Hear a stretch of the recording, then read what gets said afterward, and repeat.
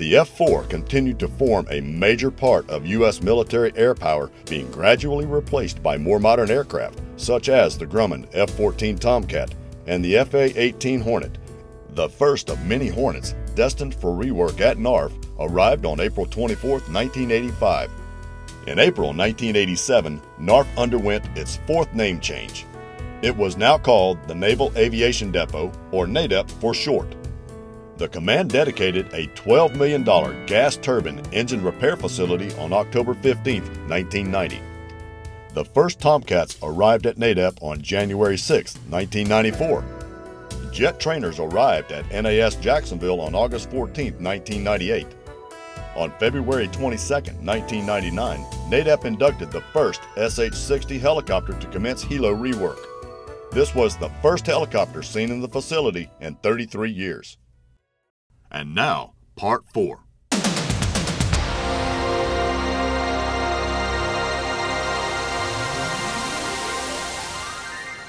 FRC Southeast team, it's been a pleasure and a wonderfully educational experience watching the 3 previous video segments of our Command Historical video series.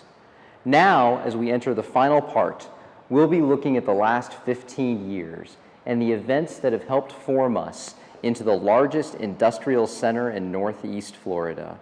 And along with our sites, detachments in Jacksonville, Cecil, Mayport, and Key West, into a premier center of excellence in the FRC enterprise. I congratulate you, the men and women, military, civilian, and contractors who've made this all possible. Your commitment to excellence shows in everything you do and gives us a heritage to be proud of as we look forward to the challenges that lie ahead. Happy 75th anniversary, Fleet Readiness Center, Southeast.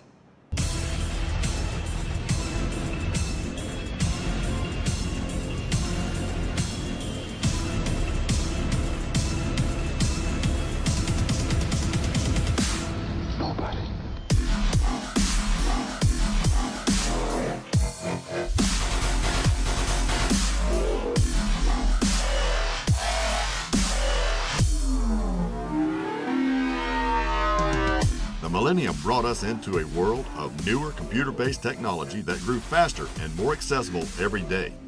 The internet was creating a shrinking world where information was readily available, and cell phone technology greatly expanded communications. On September 11, 2001, Islamic terrorists attacked the United States, killing 2,977 Americans. Extremists hijacked 4 U.S. commercial airliners, crashing 2 of them into the Twin Towers of the World Trade Center in New York City, and 1 into the Pentagon in Washington, D.C. Passengers of the 4th plane, United Flight 93, heroically crashed the plane into a cornfield in Shanksville, Pennsylvania, when they discovered that terrorists on board were planning to attack another building in D.C. These attacks, attributed to Al-Qaeda and led by Osama bin Laden, prompted President George W. Bush to declare war on terror against Islamic extremists. I think that event, for every employee, just emphasized how key our role is in maintaining fleet readiness. On November 30th, 2001, NADEP was one of the first facilities in North America, as well as the first in DoD, to merit certification under the newest hallmark for ISO 9001, the 2000 standard. In a letter of commendation, the Chief of Naval Operations recognized the depot employees for their profound vision and aggressive leadership in attaining the international certification. By 2002, the F-14 Tomcat community consisted of 156 aircraft. It was said to be the platform of choice for battle group commanders due to the addition of the low-altitude navigation and targeting infrared for night targeting pod, known as Lantern. Lantern allowed pilots to fly at low altitudes at night, no matter the weather, to attack ground targets with a variety of precision-guided and unguided weapons. When the F-14 program transitioned from Norfolk to Jacksonville, NADEP artisans had maintained the aircraft, performing standard depot-level maintenance, in-service repairs, upgrades, and time compliance requirement airframe changes. The F-14 Tomcat fighter jet officially retired from naval service on September 22, 2005 at Naval Air Station Oceana. On September 11, 2002, aboard USS Abraham Lincoln, the Eagles of Strike Fighter Squadron 115 flew the first Super Hornet combat mission in support of Operation Enduring Freedom. In late 2002, NADEP was ramping up for war. The J-52 engine is the engine that powers the EA-6B, which in 2002 was the nation's sole tactical jamming aircraft. Very critical to the strike package on any type of pre-strike, if you will. You had to be able to jam the radar sights. Nearly 900 engine mechanics working 12-hour days were ramping up monthly production of the EA-6B Prowler J-52 engine from 3 to 15 engine repairs per month, an impressive 500% increase. We are working 12 on, 12 off, 6 days a week, because there's a big push on them to go back to the fleet. It was a tremendous effort by everybody involved in the depot, in NavAir, Fleet Industrial Supply Center, across DLA. Everyone turned to, and as a result, the airplane was up and ready to go to war in March of 2003 and jam the tactical radar sites. In December, President Bush authorized the deployment of U.S. troops to Iraq. 3 months later, he officially declared war on Saddam Hussein's government in Iraq. The FA-18 Hornet A through D airframes were nearing their fatigue life limits. NADEP North Island was leading the effort to sustain the Hornet with 1 validation aircraft and 1 verification aircraft install underway. NADEP North Island and NADEP JAX collaborated to perform FA-18 center barrel replacement, known as CBR, which included installation of new parts and provided structural enhancements to the airframe. To support the operation, NADEP North Island engineers built a fixture to hold the aircraft in alignment to facilitate separating the nose and tail sections from the center fuselage. CBR operations began in Jacksonville in April 2003. The depot started lean operations and Six Sigma in 2003 under the leadership of NADEP Commanding Officer Captain Carl Yakel. The command implemented this production strategy to eliminate waste, increase speed, reduce variation, reduce cost, and simplify processes to improve warfighter support. The term airspeed was the common term to denote the improvement process at the command. It's more cleaner, leaner, and you can process the engine parts more accurately, and that's a big improvement. The Secretary of the Navy presented NADEP Jacksonville with a meritorious unit commendation on May 16, 2003. The award cited the depot's efforts to repair the J-52 engine, as well as exceeding historical component production records by producing 46,796 component units. It recognized the efforts of the depot's engineering and logistics team in providing worldwide in-service support for TF-34 and T-56 engines to sustain flight operations. In 2003, NADEP engineers and artisans re-engineered and manufactured the first FA-18 aft wing spar. In the past, the only solution for the broken part was to scrap the entire wing panel. At that time, about 8% of the depot's manufacturing workload was for the Navy supply system. NADEP had been performing depot-level work on H-60 helicopters since February 1999. The workload rose significantly from delivering 5 aircraft in FY 1999 to 61 in FY 2005. NADEP artisans performed all integrated maintenance plans as well as in-service repair work on the East Coast for all H-60 variants and a variety of fixed-wing aircraft. The team on the H-60 product line have done a phenomenal job at meeting their production goals and staying within costs. So very proud to have been a part of the H-60 program. The Base Realignment and Closure Commission recommended some significant changes for Naval Air Station Jacksonville in May 2005. The proposal included relocating Patrol Wing 5 and its 4 P-3 squadrons and 1 C-130 squadron from Brunswick, Maine. Another major transition realigned the facility under Commander Fleet Readiness Centers and Naval Air Forces, and the depot was renamed Fleet Readiness Center Southeast. This significant change integrated NADEP Jacksonville with the Aircraft Intermediate Maintenance Departments located at Naval Station Mayport and Naval Air Stations Jacksonville and Key West. It also merged depot-level artisans and intermediate-level sailors as aviation maintenance teams, making it possible to quickly return mission-essential aircraft with greater reliability at reduced cost to the Navy. On January 10, 2007, President George W. Bush announced a surge of 21,500 troops during the war in Iraq. This controversial policy began to show positive signs during the summer, with a reduction in violent attacks against coalition forces and Iraqi civilians.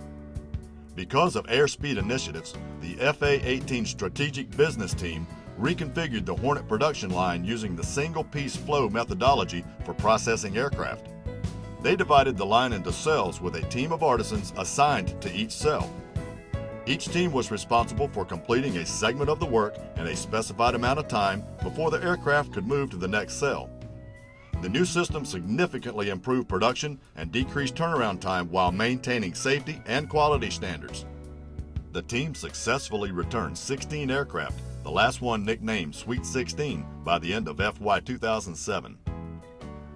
In late 2007, the Navy grounded nearly one-quarter of its P-3C Orion fleet, 39 of 161 aircraft, due to possible structural fatigue on a portion of the lower outer wings. Their surveillance, anti-submarine planes were left over from the Cold War, with some flying more than 25 years. Depot artisans, engineers, and support personnel developed new repair procedures using critical chain project management software for the first time to overcome obstacles in the repair process. The initial estimates were years and years that before we would be able to get the fleet back operational. They were saying that they had to pull the wings off to replace the planks. The team out here at Southeast, they figured out a way to replace the planks while the wing was on the aircraft, which the industry said couldn't be done. We proved it could be. Artisans repaired and returned the first Orion in late 2008. On November 4, 2008, Barack Obama won the election, making him the first African-American president in U.S. history. In December 2009, he announced a surge of 30,000 additional troops to Afghanistan to fight the Taliban. Secretary of the Navy Ray Mabus visited FRC Southeast on October 26, 2009, to gain a deeper understanding of the FA-18 Hornet's Service Life Extension Program. In late 2010, FRC Southeast completed installation of a $4.5 million milling machine designed to fabricate large metal aeronautical components. The CNC high-speed 5-axis mill had an automatic tool changer that held 30 tools loaded into a magazine. The first aircraft part milled was a Y-580 former for the Hornet, a structural piece of the fuselage that was no longer available from commercial vendors. An FA-18 Super Hornet arrived at FRC Southeast in December 2010. It was the first prototype to undergo planned maintenance and minor repairs in a hangar at Cecil Commerce Center. The command was prototyping a 6-year planned maintenance interval site as an overflow facility for NAS Oceana. It was the only fly-in, fly-out maintenance program on the East Coast. The U.S. Navy, Marine Corps, and Coast Guard celebrated the centennial of naval aviation in 2011, a year-long celebration highlighting naval aviation's humble beginnings as a marginal unit to a powerful combat force. FRC Southeast participated in the Heritage Paint Project to create living history on Navy aircraft. Artisans painted 5 aircraft in vintage paint schemes to harken a bygone era in naval aviation history, including 2 P-3C Orions, an S-3B Viking, an FA-18 Hornet, and a T-6 Texan Trainer. On April 14, 2011, Congress voted to pass the 2010-2011 budget after 6 months of negotiations, including $38 billion in fiscal year cuts to get the growing federal deficit under control. This would have implications for the depot in later years. Al-Qaeda leader Osama bin Laden, mastermind of the 9/11-2001 attacks, was killed May 1, 2011, during a raid by Navy SEALs on his hideout in Pakistan. President Obama declared the war in Iraq was over December 15, 2011, and ordered the last combat troops out of the country. In November 2011, the FRC Southeast T-44 Advanced Multi-Engine Trainer Team completed the first of many depot-level repairs, modifications, and avionics upgrades, including a glass cockpit with digital instrument display to convert a T-44 twin-engine trainer from an A to a C model. The cable shop worked closely with engineers and line artisans to create rewire harnesses that ran from wingtip to wingtip. These updates and modifications would ensure the pipeline of naval aviators would continue far into the future. That same month, artisans installed the first new set of wings on a P-3C Orion aircraft to replace a structurally fatigued pair with nearly 30 years of service life. The new wings added 7,500 flight hours. Captain Caldwell was at the helm in 2013 when the Department of Defense announced directives calling for civilian workforce furloughs in response to budget cuts known as sequestration. Well, the workforce was looking at potentially a significant amount of time in a furlough status. The cuts initially required civilian workers to furlough up to 22 workdays through the end of the fiscal year in September, but that was later reduced first to 11 and finally 6 unpaid workdays. The military was going to have to report to work, however, they weren't going to get paid. Contractors were getting affected, as well as our industry partners. So it was a big mess. In spite of the hardships caused by the furlough days, employees continued to work tirelessly in support of the maintenance mission for fleet customers. Everybody was more concerned about the effect of readiness on the fleet, or the lack of readiness in the fleet. We had people that were volunteering to come to work in a non-paid status. Through it all, the command delivered 75 aircraft back to the fleet in FY13. The F-414 engine and module team surged their capabilities to meet an aggressive production schedule. This provided a 53% increase in throughput of engine modules repaired, upgraded, and returned to the fleet in 2013. Their efforts earned them the NAVAIR Commander's Award. In November 2013, the command established full repair capability in partnership with Raytheon on the Advanced Targeting Forward-Looking Infrared Laser program. This included the U.S. Air Force's MW-1 Predator and MW-9 Reaper avionics program, as well as the SH-60 and MH-60R Multispectral Targeting System B. In 2014, FRC Southeast implemented critical chain project management in an effort to increase throughput, reduce turnaround time, and provide on-time deliveries. CCPM is a method of planning and managing projects that emphasizes the resources required to execute project tasks. Engineers continued to pave the way into future technologies using additive manufacturing to create parts and tools in a 3D printer, reducing cost and improving efficiency on all aircraft lines. At FRC Southeast Detachment Mayport, artisans were overhauling several MQ-8B Fire Scout vertical takeoff and landing tactical unmanned aerial vehicles in 2014. The Navy's inventory of 23 at the time were deployed on guided missile frigates and littoral combat ships, providing intelligence, surveillance, and reconnaissance. In celebration of the command's 75th anniversary in 2015, a special logo was created and numerous events were planned to recognize this historical occasion, such as karaoke countdown, a Navy band concert, and sporting events. With the EA-6B Prowler slated for sundown, the FRC Southeast rework program was winding down after 20 years. In February 2015, artisans at the Crinkley Engine Facility completed work on the last J-52 engine, ending 50 years of overhauls in support of the EA-6B Prowler. FRC Southeast was recognized for their outstanding safety and environmental initiatives, earning the Chief of Naval Operations 2014 Safety Excellence Award and Environmental Award. FRC Southeast Detachment Jacksonville sailors passed an aviation maintenance inspection with flying colors in March with 40 out of 41 programs, earning an on-track rating.